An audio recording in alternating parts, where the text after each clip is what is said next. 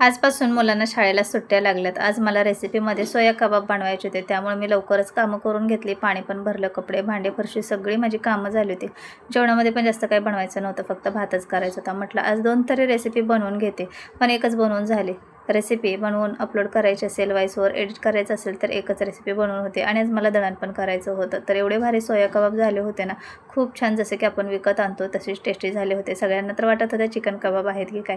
त्यानंतर सगळ्यांची जेवणं झाले, माळ्यावर गेले, व्हिडिओ एडिट व्हॉइसवर करून व्हिडिओ अपलोड केला। आता जेवणं झाले होते, जे काही रेसिपी बनवलेले ते सगळं माझा राडा तसाच पसारा पडला होता। सगळं ते आवरून घेतलं, दळण पण करून म्हटलं लवकर ठेवून येते, तरी ते किचन वगैरे पुसून घेतलं। सकाळी अर्णवने प्लॅस्टिकचा म्हणजे कागदाचा बॉल बनवला होता चिकटपट्टी लावून, तो खेळत होता, त्यावेळेस मांडणीत अडकला होता।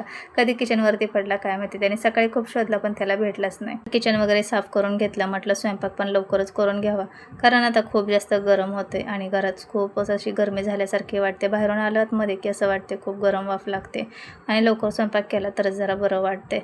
तरी ते घरात जो काही पसारा केला होता मुलांनी तो सगळा आवरून घेतला। आता मुलांना सुट्ट्या, जिथल्या घेतलेल्या वस्तू तिकडे टाकतात आणि खेळायला पळतात। आता लहान लेकरांचं हे सगळं चालायचं। सगळं आवरून घेतलं, झाडू मारला, दळण केलं। म्हटलं दळण ठेवायला गेलं की भाजी पण घेऊन येते। स्वयंपाकामध्ये काय करू काही समजत नाही। घरातल्यांना विचारलं तर काही कर म्हणतात, आणि केलं की म्हणतात हे कशाला केलं, ते कशाला केलं। तुमच्यासोबत असं होतं का? नक्की कमेंटमध्ये सांगा।